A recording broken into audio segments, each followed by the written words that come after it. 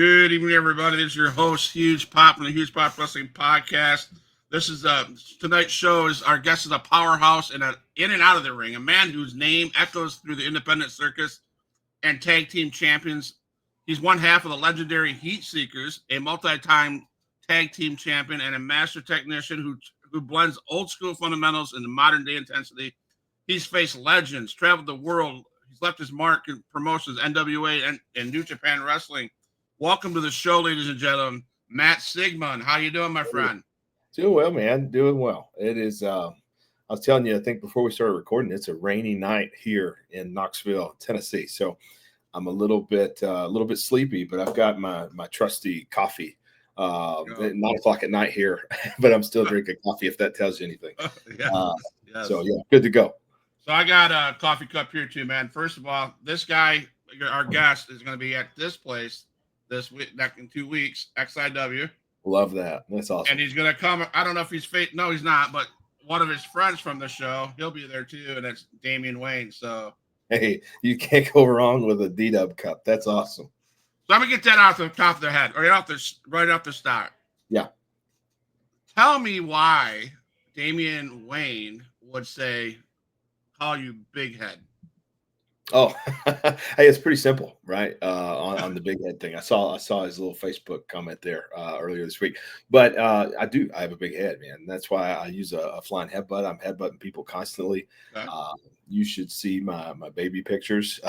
If those circulate from time to time, I'm sure Damian's got some of them. I know David Young shares them a lot. So, but yeah, it's I got a big head and I like to use it. All right, there you go. Big head. I had to ask that question. I showed the cup. Better add this question. So what was it like for Matt Sigmon to be a fan of pro wrestling? What was that like? Oh man, I'm still a fan of pro wrestling. Right, that never really goes away. Growing up, I love superheroes. Big fan of Batman and Power Rangers. Whatever was kind of entertaining from a hero standpoint.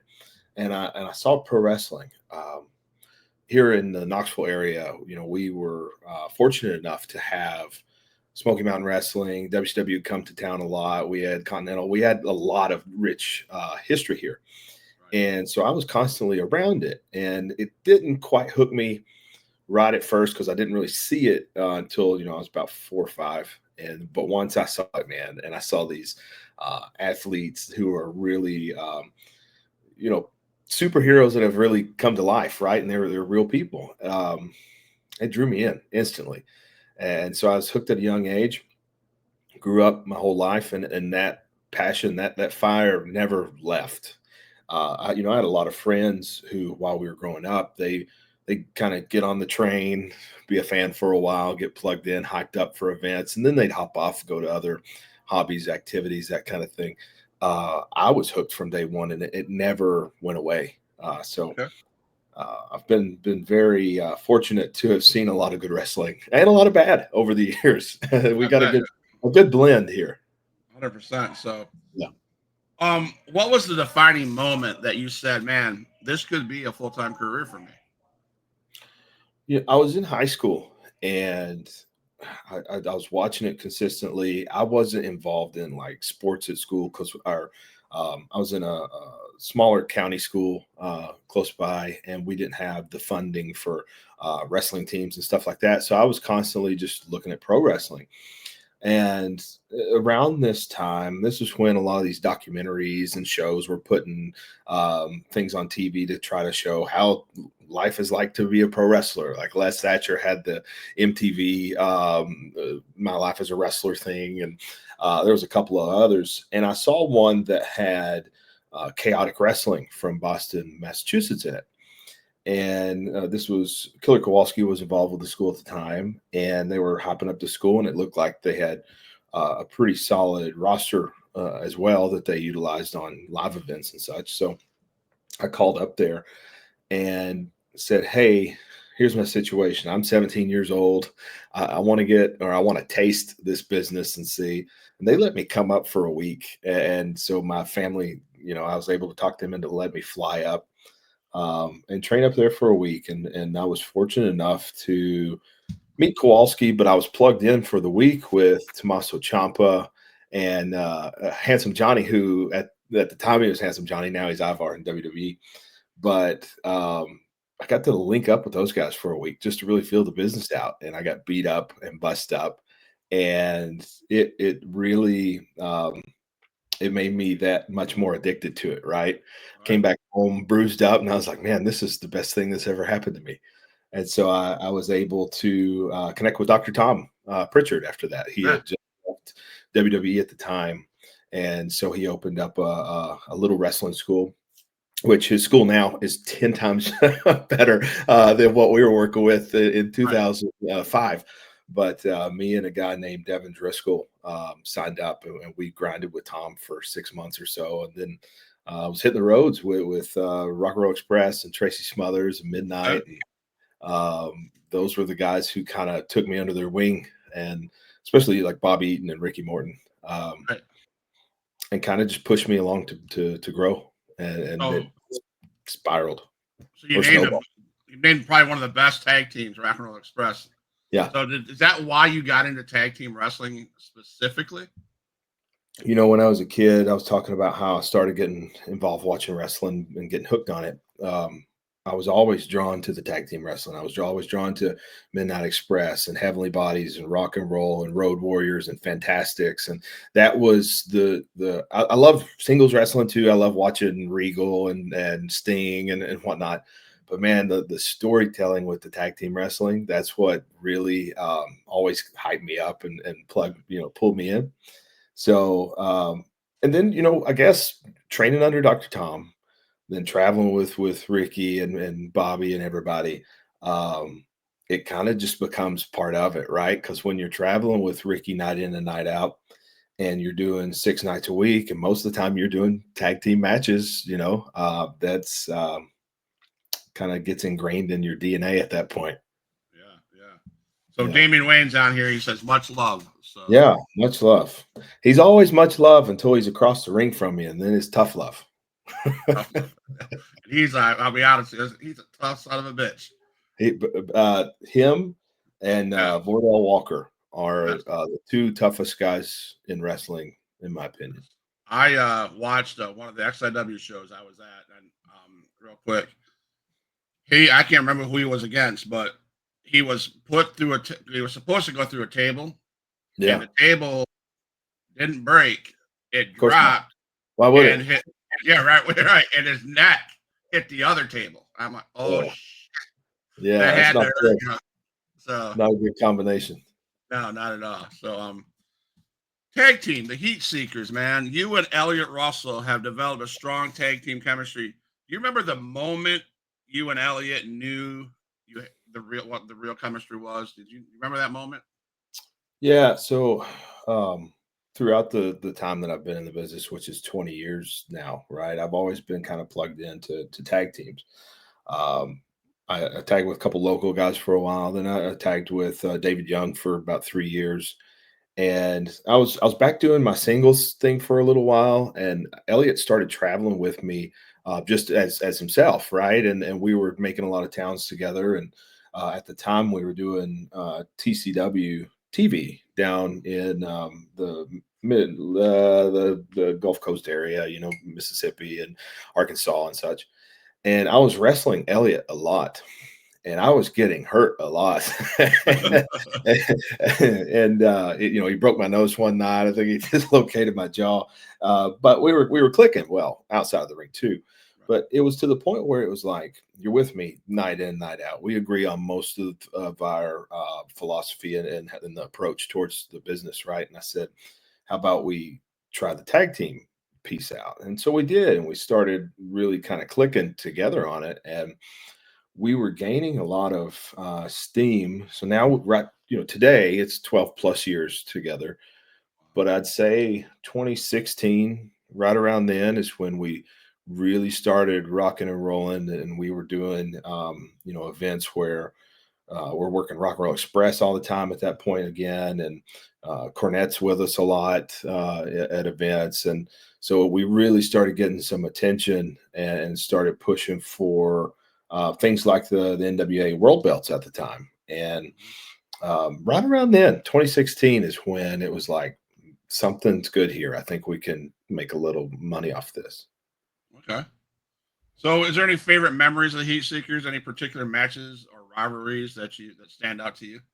Yeah, I mentioned Rock and Roll Express, and as a kid, growing up watching rock and roll, it was always kind of that dream to wrestle them, right? And so, like in the last, goodness, I'd say 15 years, give or take. I've been tagging with Elliot 12 plus, but so over the last 12 plus years, we've wrestled Rock and Roll Express more than any team in the last 20 years. And some of those matches have just been like you're standing in the ring, you hear the rock and roll's music hit, right? And they're coming to the ring, and you're like, what is this? We got to in Tennessee, there's Johnson City, Tennessee, where Smoky Mountain did a lot of good business, and one of the buildings was Freedom Hall, and so we got to wrestle rock and roll in Freedom Hall with Cornette in our corner for the Smoky Mountain tag belts. Cornette brought the tag belts from Smoky Mountain. That was a moment where it was like, what is life? Like, what's going on? Outside of that, though, there's so many good tag teams out there. We've had a lot of really good matches with Ugly Ducklings and oh goodness, I was thinking about I don't know if you saw recently this week the wrestler Joey Lynch, who's in a terrible car wreck, and they're raising funds to help him out. But I was thinking about just some of the matches we had with Lynch Mob. Okay.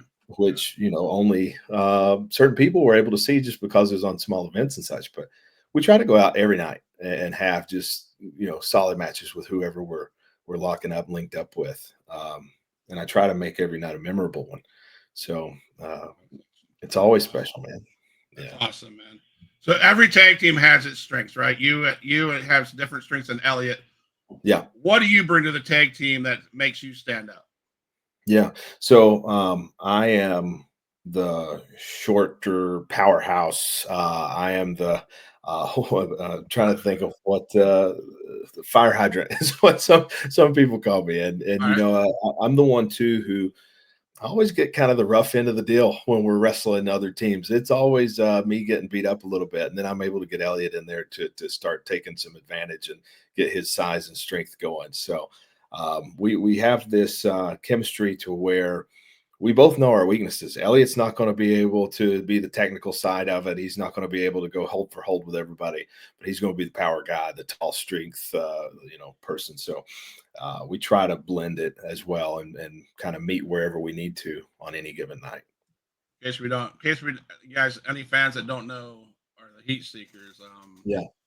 Elliot's a big. You guys are both huge dudes, but here we go. There's the Heat Seekers. They had a match this last weekend. It looks Yeah. like. How did that go, man? How'd that match go? That cage really needs to learn to work. It it was good. It was solid. We had a really good time there as ASW in Beckley, West Virginia. We had 1,100 people going crazy over wrestling. We were in a cage match, and it was a battle, but it went well. It went well, and made money, and I'm happy. And I was able to walk out not quite as feeling as good as I walked in, but pretty close to it. So I'll consider that a win. Okay, anybody that's considering concerned of what that cage match looked like, here's a picture of the crowd, the cage match, the cage, and yeah. So Yeah, it's great. It's great. And I thought the footage should be up relatively soon from that event. It was really good. A lot of good matches on that. as the Heat Seekers, as your tag team, what do you want to be remembered by? What would you and Elliot say? This is what I want to be remembered for. Oh man, that's a good question. Um, from a fan perspective, I want to be remembered as somebody they love to hate, right? And I want to be remembered as the guys who really went out there night in and night out and worked really hard and produced really solid tag team wrestling, right? Um, Right. from a talent perspective, I want to be remembered as just myself, even not even thinking about Elliot. I want to be remembered as a guy who helped other talent elevate themselves and get to another level and just be able to be the guy who respected right for contributions of helping guys get better and just help people grow. So just producing good wrestling, true wrestling, and then just being that heater, man. The guys, nothing gets me more fired up than when I have a crowd in the palm of my hand and they're all hating on me. It's great. All right. So when you say the whole package, is that promos, that storytelling? Yeah, that's everything, right? Yeah. I I try to get everybody invested in everything we do, right? And it takes everything. It takes the whole package. It takes your look. It takes the in-ring talent, the in-ring work. It takes the promo skills and being able to just tell a story and take people on that roller coaster ride. So it does. It takes a whole package. So, is there a different approach psychologically from getting prepared for a singles match compared to getting prepared for a tag team match? You know, yes and no. So at the end of the day, it is all wrestling, right? It is wrestling, and I try to be prepared for whatever situation we might get put in on any given night. That said, there are different pieces of it, right? So tag team wrestling, our cardio is a little different because I'm going to have those breather breaks when Elliot's going to be in there doing a little bit more of his thing, and I'm going to be able to stand and kind of regain composure on the apron. Singles matches, it's more of that go, go, go, go, go, and you got to figure out how to pace yourself in a different way. And they're both a challenge because sometimes you get your heart rate up, you're elevated in a tag match, you tag out for a moment, you start to settle down. Well, then you got to get back in there and kind of get back moving again. And that can be a tougher challenge sometimes than when you're in a singles match and it is just go, go, go, and you keep going. So it's different challenge on any given night, but they both take some effort. Okay. Fair. That's a fair question. Fair answer. So what one aspect in wrestling is unappreciated by fans, do you think? Say it again. So what one aspect is what? Is unappreciated by fans or just even young talent coming into the business? Mm. You know, there's actually a lot of pieces of the puzzle here, but I think one that comes to mind is fans. They don't see the whole thing, right? They don't understand oftentimes the sacrifices the guys have had to make to even be at that one event, right? Because we're stepping away from family and life to travel sometimes 8 to 10 hours or flights or whatever. So we're taking a lot of time just to even get to one event, right? And so they don't see that, and so it's underappreciated just because they don't know half the time. Outside of that, just the wear and tear on the bodies and stuff too. I mean, we are literally taking years off of our life by throwing ourselves down for a living, just being stupid. If you think about it, at the end of the day, we're not the sharpest knives in the drawer. So just being appreciative of the toll that we're taking on our bodies just to entertain is something that could be a little more elevated. So the gangster in the house is who's in the house? Adrian whispers here. He says who's in the house. So I'm sure you know Adrian whispers. So that's just I'm gonna get right into it. This man says, ask your guest, Yeah, Mr. Matt Sigmon, to tell me some good road stories because he said you have tons.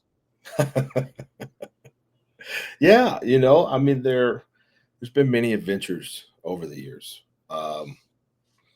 I've been very fortunate, like I was saying, to travel with some of my heroes, right? And that's something that a lot of people never get a chance to do.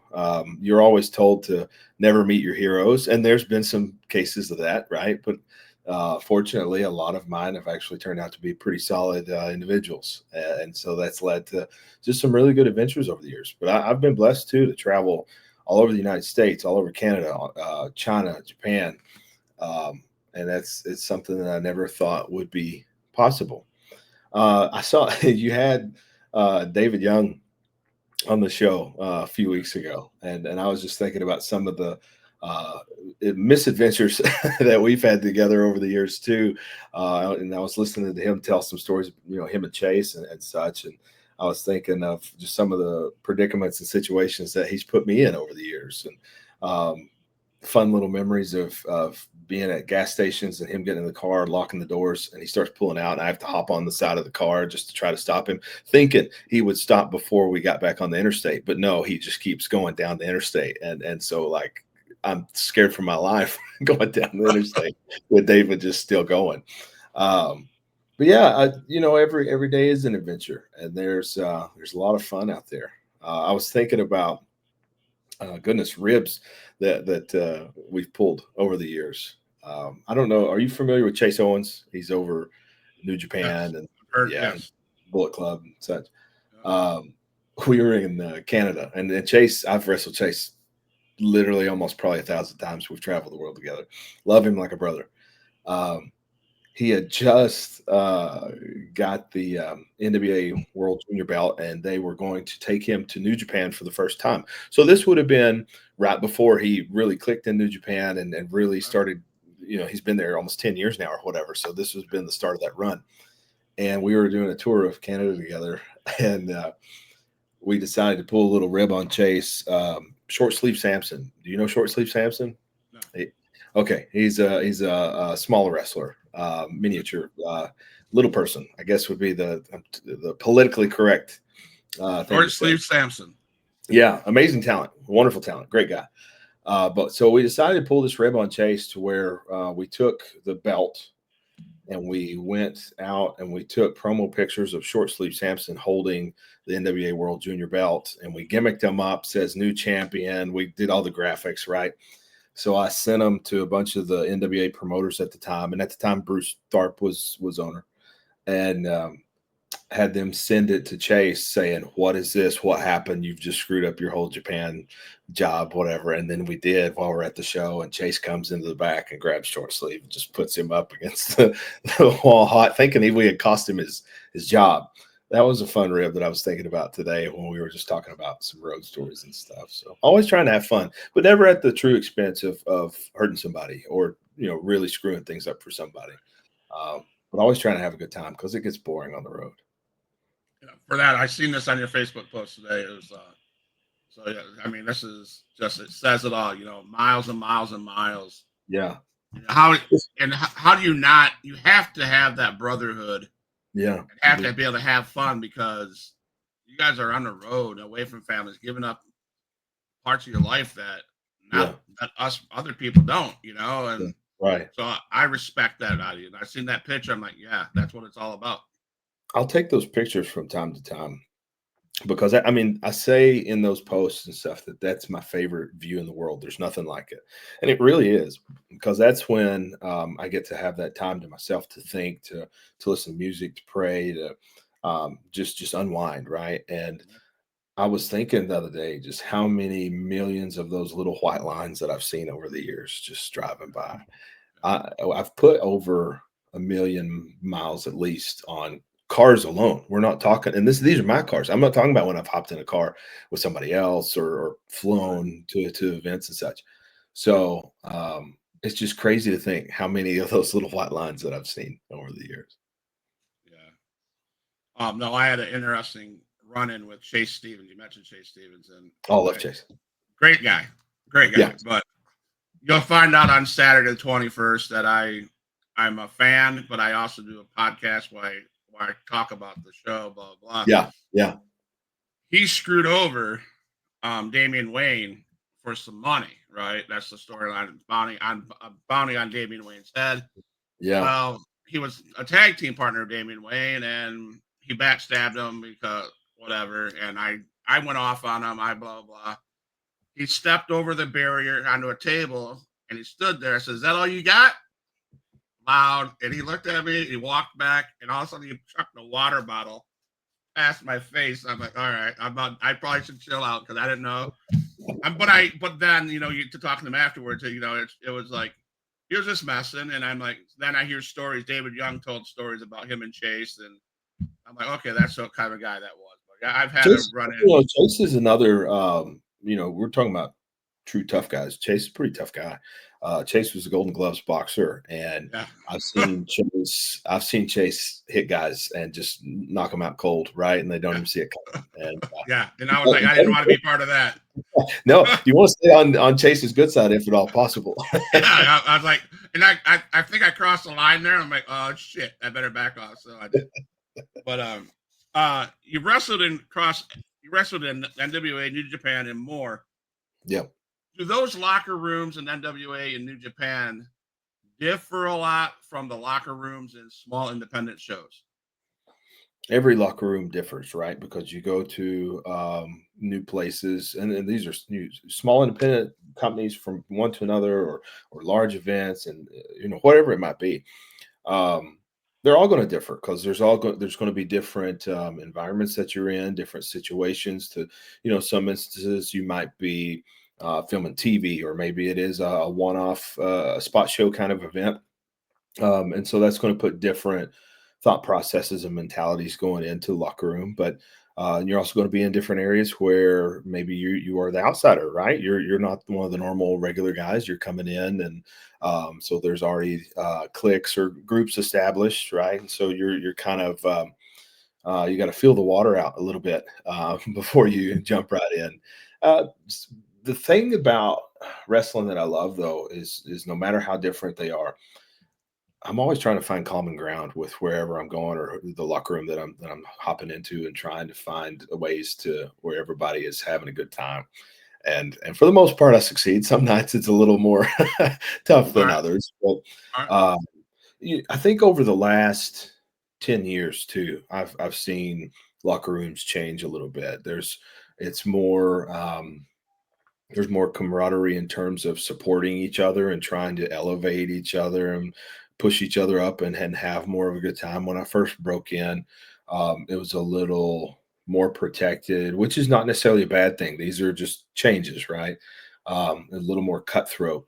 Wrestling's still a cutthroat business. Everybody still is, at the end of the day, out for themselves for the most part. And they need to be, right? Because there's only so many positions where you can truly make money compared to how many talents there are even in the United States. You think about WWE, AEW, TNA, you've got 400 spots, give or take, for TV, and then you look around and there are 8 to 10,000 wrestlers in the United States at any given time.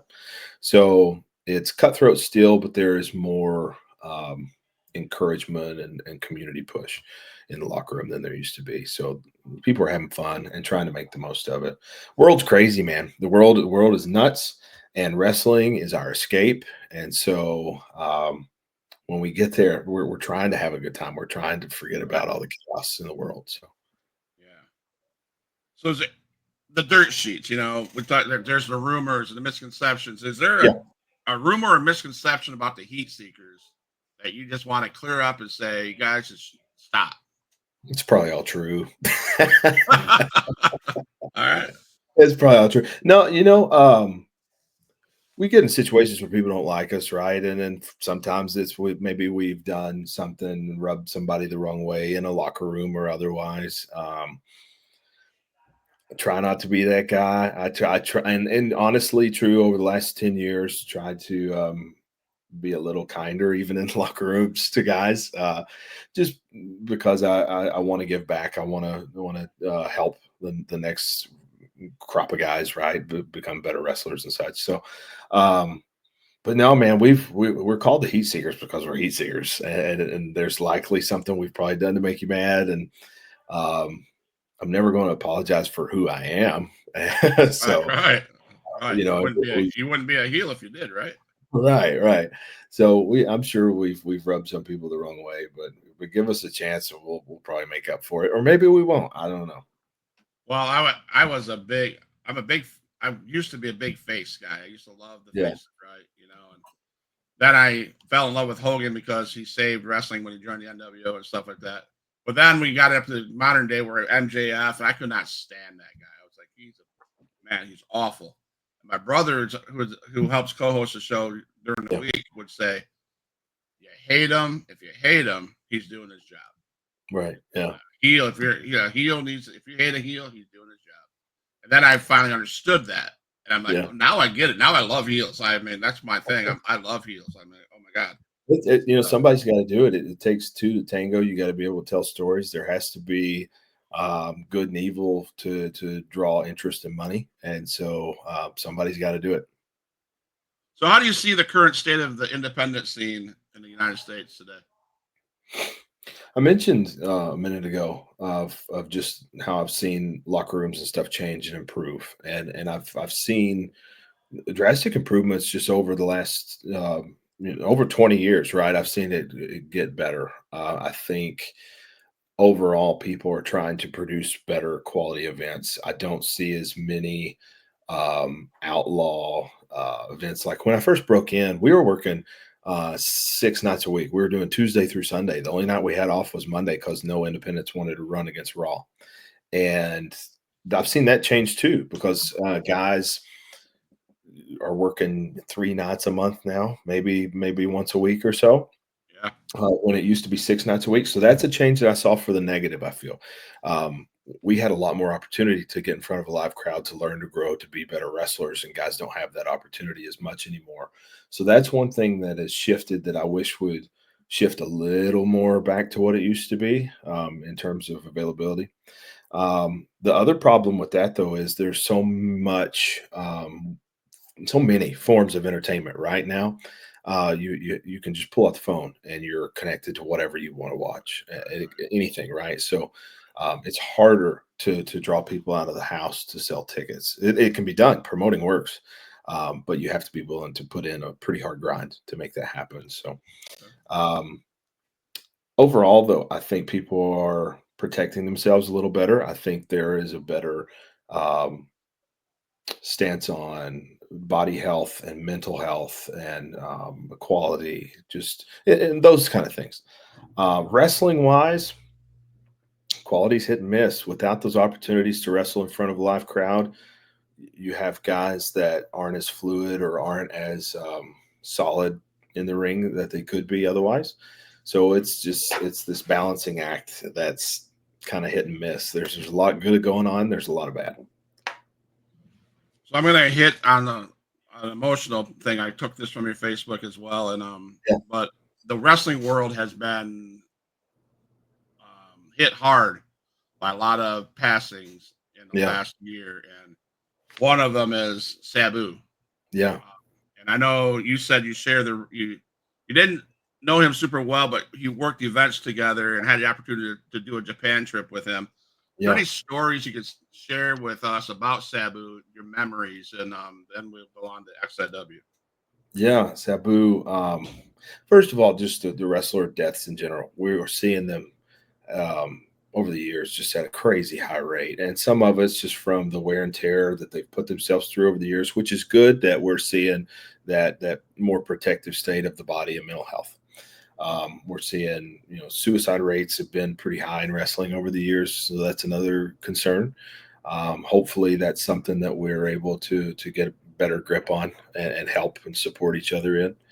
Um, we've lost so many good guys over the last few years alone, and Sabu being the most recent as of like this recording. Sabu was fun. Sabu deserved a lot more in wrestling than I think he got, and he got a lot of. I mean, he was pushed to the moon in places, but he was such a fun character to work with and see develop. He was a very hardworking wrestler in the ring, very innovative. Um, and then he was crazy. I loved being around him, especially the Japan trip we did. You kind of never knew what was going to happen. We walked into a hotel. We were checking in, and this was one of the first days of the loop. And he was with Super Genie, who was his spouse at the time, or girlfriend, whatever. And he tells the hotel, he said, "I need a non-smoking room." And I was like, okay, well, so we all go to the hotel. 2 hours later, fire alarm goes off. He requested a non-smoking room and then caught his mattress on fire, smoking in the What? room. Yeah, so Nice. we all had to like hop out of the hotel for a little bit so they could organize that. But I don't know, it was fun, and he was Yeah. so good to the talent, right? If you were one of the crew, like he was very willing to stand up and defend or help and teach. Great guy, great guy in that regard. Yeah, Awesome. So XIW is on the 21st of June. yeah, I don't know if you pay attention to XIW, if you've seen footage or not, but your opponent, I believe, is Steve Anthony. yeah. Yeah. So over the course of the time, he's had he has a title there. Yeah, I think it's sure does. the middleweight title, Middleweight title. and he's been battling up against the Alabama badass, Trailer Park Yeah, Trash, Bubba Shaddix. And if you see this, Bubba, I'm sorry, but I just call it like it is. But those have been some badass matches, and they put each other through hell. yeah, And of course, Bubba's suspended because he lost his cool, blah blah blah. But now we have you going up against Steve Anthony. yeah. Have you guys have a past? You guys have you guys faced each other before? That's the cool part. This is honestly the reason that I took the booking. In the last 12 years, I've had very few singles matches. Tag team wrestling is my life. That's my main focus. That's my drive. It will always continue to be. It takes something different, something special for me to step out of that tag team world and be willing to hop back into a singles competition. I met Steve in 2007 in Eldon, Missouri. We did a Harley race camp together. Harley race, and I think he always linked up with like New Japan or Noah, and so a lot of guys from all around the world coming to train, to learn, to grow, be better wrestlers. And Steve was there. Met Steve, and he at the time, just like I was, carving our names out, just really grinding, trying to train and be the best, and trying to find the best ways we could to stand out. Steve stood out because he, even at that time, was a hell of a wrestler, and he looked like a wrestler, and he acted like a wrestler, treated himself like a wrestler. And I watched him, just the passion that he put into it.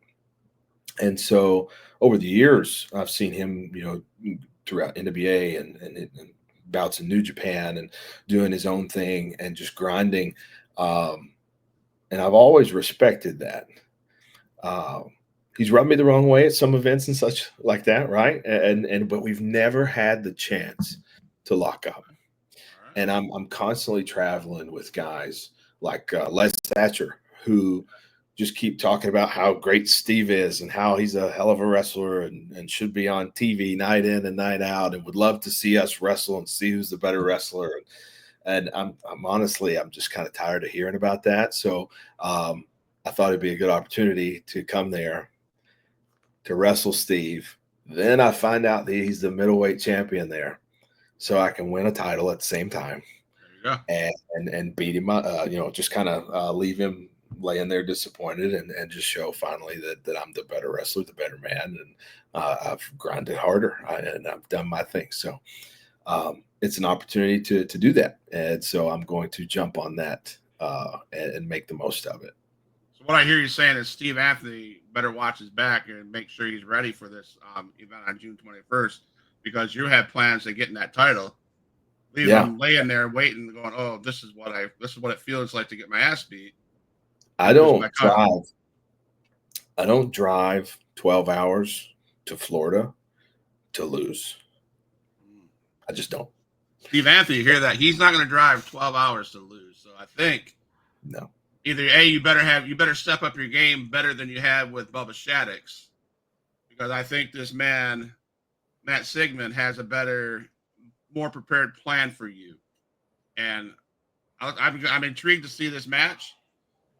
Just do me a favor. This guy popped in, and I just want to say, this guy popped in. John Saxon, called just Siggy. Yeah. Yeah. Well, I call him Puppet Master. I call John Saxon Puppet Master. He's got these two guys, Sugar White and Jackson Slade, by the palm of his hands, eating out. But see, the problem is they're all losers. They haven't won a title. They lost titles under John Saxon, but not won it. So I say that to say this. Siggy, yeah, okay, John, you're cool, but don't let him get in your head and affect you in that match against Steve Anthony because I don't want to see you lose. You know, I just want to say that. Saxon is a very, very smart person when it comes to wrestling. He's a very respected person in the wrestling business. I've had battles with John Saxon that are some of my favorite matches I've ever been in the ring with. So you can never count John out with whatever he's involved in. You got to always keep your eye on him because whatever he's doing, something good's going to come out of it. So I'm going to say as, long, that, and you're right. as long as John don't get in my way for any reason whatsoever, then we're great. You're right. He is that guy that hangs around. Yeah. And he's smart. He is. I'm not saying he's not he's a smart man, but he's that guy. He's that heel. And that's why, I'm like, he's that heel manager. And he comes out with this stupid, ugly hat with this vest that's like leopard. Probably a nice hat. I bet it's a good hat. I bet it's a good It looking. probably is a good hat, but I'm just saying, it's just, but thank you, John, for coming on the show. Okay, we talked about what Steve Anthony should expect. Yeah. What should the fans expect out of Matt Sigmon at XIW? Well, they're going to get true wrestling, right? There's no funny business with me. It's straight up pro wrestling. And at the end of the night, I told you I was coming there to Florida to win, and no shenanigans. It's just straight up going to be pure wrestling, and I'm going to out wrestle Steve, and I'm going to tie him up. Quite honestly, I'm going to tie him in a bunch of holds, and we're going to see what he's got, see how what he brings to the table. And I'm ready. I'm adaptable. I'm ready for whatever he's got. John Sanders said this upcoming match with Sigmon and Anthony is one of them that he's waiting to see. I think the whole XIW roster, whole XIW crowd is waiting to see that. And let me tell you, this crowd at XIW at the Killing Fields in Panama City, yeah, they're a rowdy bunch of guys, man. They're a rowdy group. So and it'd probably be a hot night. I know Panama's been 90 hot plus, stuff. man. 90 plus. Yeah. That's great. That's great. We'll be sweating like crazy, and I'll be beating Steve as he's laying there in sweat and disappointment. Adrian Whisper says, I'm definitely saying that match will get the best match of the night bonus. So I didn't know there was a best match of the night bonus, but that just stepped up my game a little bit more. Do I also do the bonus for beating him and taking the belt? Right. So what happens at XIW, they have all their matches. They start with a great match. They have great matches all night long. Of course. Then they have the crowd gets to vote on the match of the night. And whoever wins the match of the night gets a bonus. I love this concept. I had this concept at one other show. There was one other show in 20 years that's done this. And I wrestled Bordell Walker that night. And I couldn't walk the next day, but we got the bonus. So Bordell Walker many times has gotten the bonus. I'm sure he has. He's a monster. So he left wrestling for a little while to fight fires and stuff. And I said, those poor fires, they didn't know what was coming. Right. So other than winning the title at from Steve Anthony, yeah, what's your long-term goal? Do you want to stay around and represent that title in XIW and defend that title on a show basis? Absolutely. I don't see why not. I'll take the title, and then I'm all about the tag team wrestling. I said it takes something special to pull me out, so I'll eventually pull my partner in, and then I'll have that title, and then we'll get tag titles, and then we'll just keep stacking them. And then right here behind me, this is where I'll just start hanging stuff. So what I hear you saying is sometimes in the future you'd like to bring your tag team partner Elliot and the Heatseekers and take over XIW tag team titles. I don't see why not. I'll say this: XIW has a strong tag team division, and I love watching their tag team. So we'll see, and it works out perfect because we need fresh guys to go up against.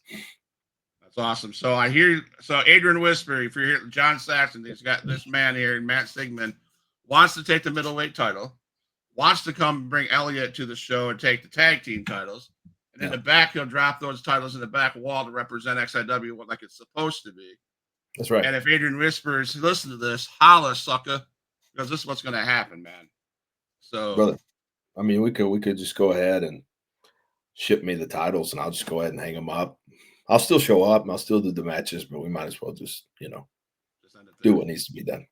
So how I'm gonna name drop some guys. I don't know if you can from Mm. XIW. Let me know what you think if you've met them and if you faced them. First of all, Adrian Whisper. What you have anything to say about the boss? We've not interacted a whole lot yet, and I'm looking forward to getting there and seeing how the boss handles things. And from what I've heard, though, it's all good. So uh, excited Yes. to hop into XIW. And I knew he'd say this. He said, "I can see it happening. You know, I make shit happen. You do, man." See, there you go. That's it. Look, listen to that. He's already on the ball. This is great. Yes, yes. So I mean, yeah, we had a hell of a tag team match last time. It ended up in chaos with Ray Fury and Lucha Lacora. Yeah. So there's some crazy stuff Hey, happening there, man. So that was if Ray intense. Fury's around, things do get kind of crazy. Yeah. So how about Bubba Shaddix? You ever met him? I think I have. It might have been a little while, but it's been a hot minute, so it'll be good to kind of reconnect and see what's going on. Jackson Slade. Yeah, yeah. I'm telling you, there's some really solid talent that I mean, one after another here. We're rocking and rolling. All right. And How? I was looking at the poster, just some of the guys that are on this event coming up. Man, Yeah. Then I think it's Tyrus. Is it what's his name? It's that big monster that they're bringing in as well. I can't remember his name off the top of my head. It is Thomas Russell.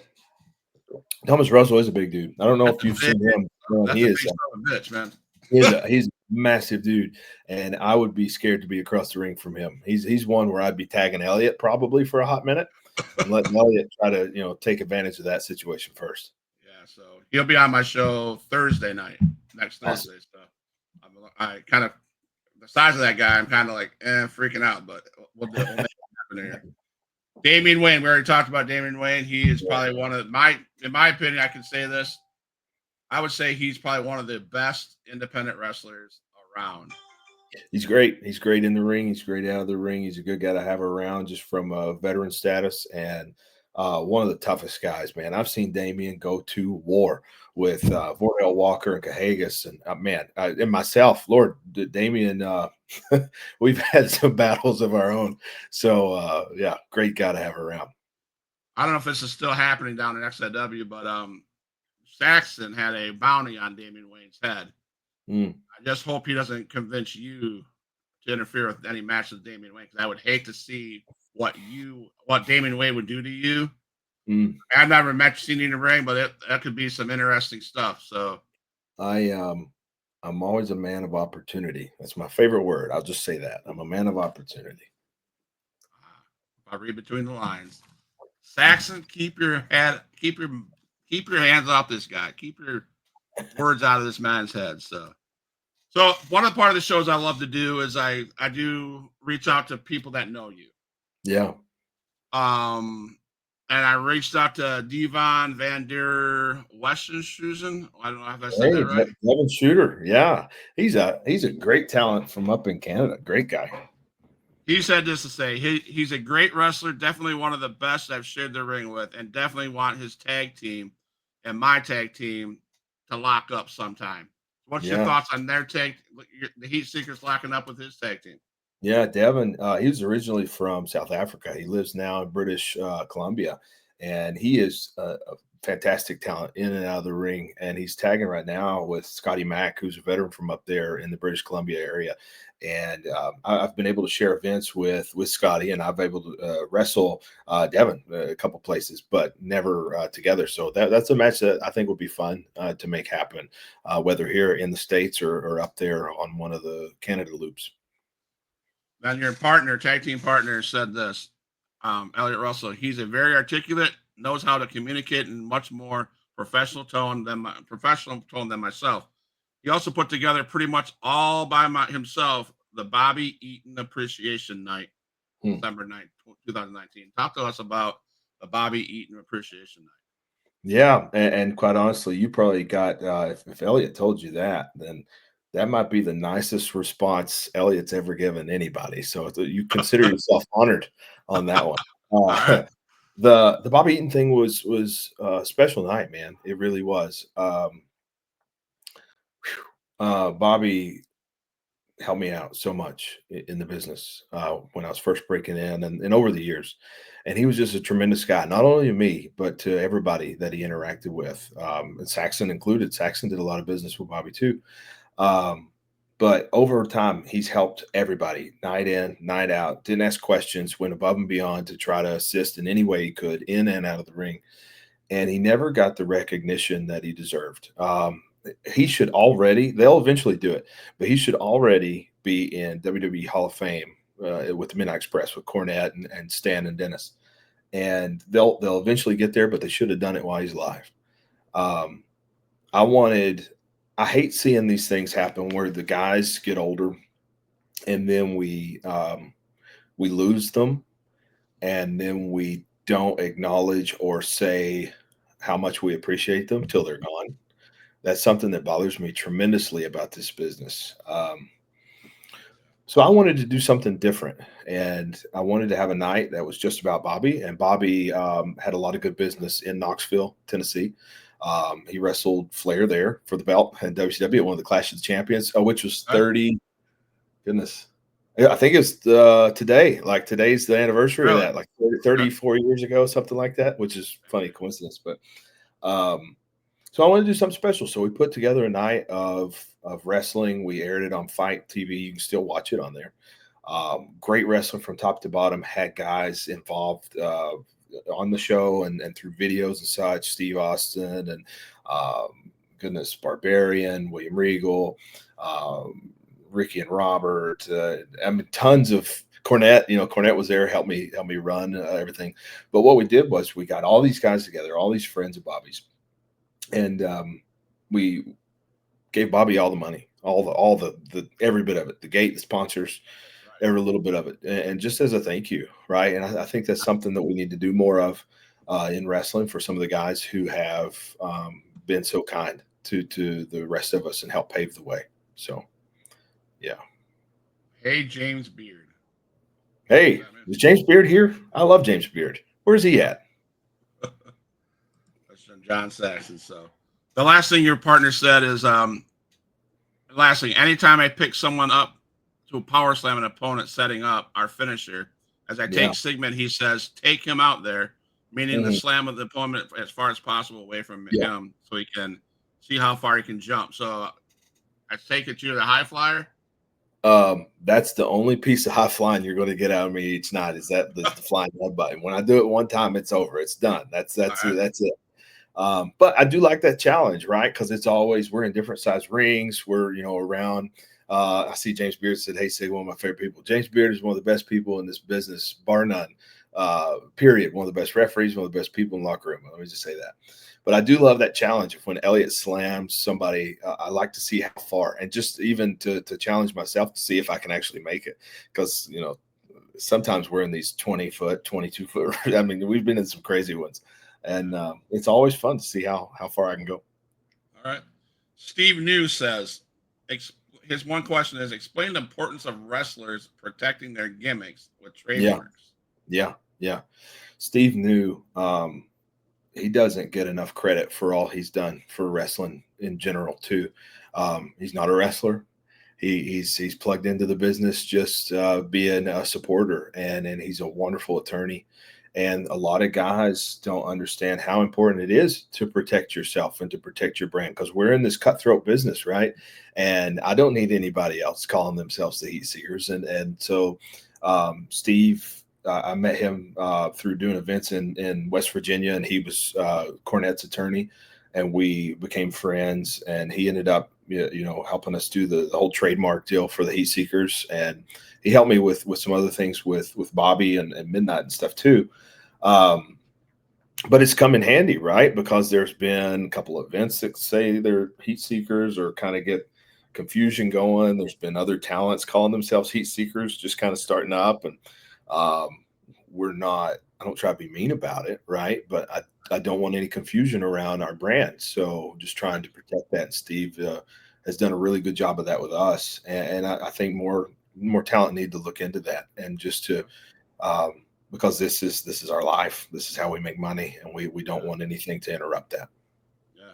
So would you ever be in favor of a wrestlers union? And I've talked to Steve about this extensively. I think there's a lot of pros to what could be. I'd love to see how it could be presented and how it could be laid out. I think it does a lot of good for entertainment in general. With like the Screen Actors Guild and stuff. Um, I think it is trickier in wrestling, but I would love to see what it could do for the business and have those conversations. Okay. And maybe in the next few years that could be something that is brought to the table, and time will tell. But I would be highly interested in seeing the positive aspects that it could give and provide. Okay. I cannot tell you who said this. I didn't even write their name on the pit thing, but this question was said, and it says, "But do not tell him I asked." Oh, Who do you think is the best manager in the independent wrestling in the region? Don't be thinking about who said it. yeah. Um, you know, there's a lot of good managers. Elliot, myself, we've got a really good manager out of the Carolinas named Steve Fry. He's done a lot of good business in the Carolinas over the years and Virginia area and stuff. And he's been a fantastic guy to have in our corner. Up in the West Virginia area and beyond, we have a really solid guy named Danny Ray in our corner. He's helped produce a lot of good talent too from up that way. Trained Jamie Noble and a few guys like that. And man, but they're being a solid manager, a true good manager is a lost start because you have to be able to know how to truly connect with the talent that you're representing. You have to be able to connect with the people. You have to know your moments of when it's time for attention to be on you and time for not attention to be on you. And a lot of guys don't get that. So Okay. there's a lot of good ones out there though, and I wish more. There's so many guys that want to be wrestlers too. And that's awesome that they have the passion for it, but sometimes they don't understand just how valuable they could be in another role like managing. Okay. So now I enter the funny questions and then the closing questions. So Yeah, let's go. up a funny question. You probably I don't know if I use this one for David Young, but you talk promos when you're going through a drive through and ordering. You ever talking promo voice? uh, Not so much at a drive-through. That would be a fresh one. I'd give it a try. I would love to hear some promos as we go through drive-through. I've seen some guys get mad enough and start cutting a promo on people at restaurants and such. But yeah, What hurts more, a steel chair or stepping on Legos? the Legos. Um, the Legos, you're kind of in control there of that body weight going on to them, and most of the time you don't see them coming, so they're going to hurt a lot worse. Depending on who's got that chair, I may be bumping a little early. All right. So, have you ever had any bizarre fan requests? Yeah, yeah. There's some really creative, passionate fans out there Okay. that enjoy some off the wall things, and I'm not one to fully judge there. To each their own.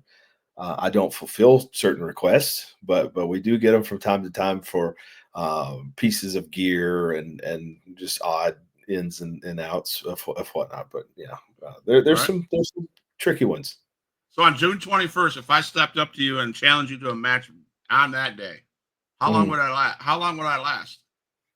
Well, see, I'd have to agree to the match first, and if I'm not getting paid for more than one match because I'm already wrestling Steve Anthony, then I'm likely not going to do it. But if I was going to be getting paid for that match, and you stepped into the ring, and then I don't know, I give you a solid minute.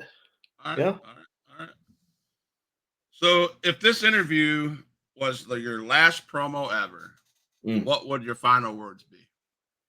Oh man, that's a tough one because it could be. You never know. We're never guaranteed tomorrow, right? All right. Um, my last words, my final promo. Whoever's listening, go out, continue to support the business. There's a lot of really good wrestling out there, and a lot of things you might not have seen before. That's different than what you're watching on TV. So go out there, support independent wrestling, um, and treat each other better. Okay. Quick fire question. Favorite finisher? Favorite finisher? Oh, of mine, it's the flying headbutt.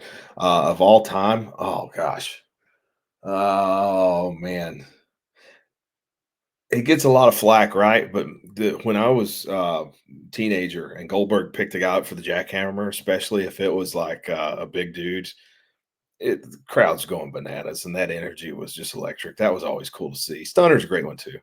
All right. Favorite town to wrestle in? Tokyo, Japan, bar none. All right. One dream match, tag team dream match that you have to have before you retire. FTR. Sure. That's Yeah, it's yeah. that those are two guys that we see wrestling a lot the same, and I've wrestled them both individually before they started doing the tag, but we've never linked up since I've been tagging with Elliot, and I think that would be a good one, just to even if it was a one-off, just to kind of honor the guys who paved the way before us. Okay, so if you can tell the fans of XIW, Mhm. what can they expect from Matt Sigmon and the Heatseekers in the future? Mm. Well, I think that middleweight title is what they're going to be able to expect coming up very soon, right? But if we're talking heat seekers, you expect the unexpected. You never know what we're going to bring to the table, and we're going to do whatever it takes, night in and night out, to get the job done. So, and at the end of the night too, we're passionate about pro wrestling, nothing more, nothing less.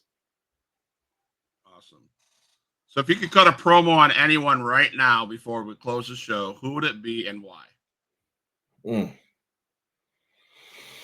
I'd probably cut a promo on the guy who put together my kitchen sink at the moment. The spray head quit working today, and so that would probably be the one. It'd probably be pretty fiery too, quite honestly. Just a little bit more effort on his part would need to be enacted. Well, I want to thank you for coming on the Huge Pop Wrestling podcast tonight. Yeah. If I had to ask you, do you have any closing remarks for the fans or the roster that you're going to come up against in XIW on June 21st? The roster, I encourage them to sit and watch the match I have with Steve Anthony, because that'll give them a taste of what we deliver, and it'll also be something that they can learn from. The fans, get out, enjoy the event, and go to my pro wrestling tees page and buy some Heatseekers merch. There you go. So I appreciate you, man. I appreciate that hanging out for the last hour with you. Yeah, Um, man, this is great. some good stuff. Thank you, Adrian Whisper, John Saxon, James Beard, and all those guys that came in. Damian Wayne, thank you guys for coming and supporting us always. And that's one thing I can say about XIW, that real talk, right? Um, XIW is hardcore wrestling. They have a hashtag real fight shit because that's what it is.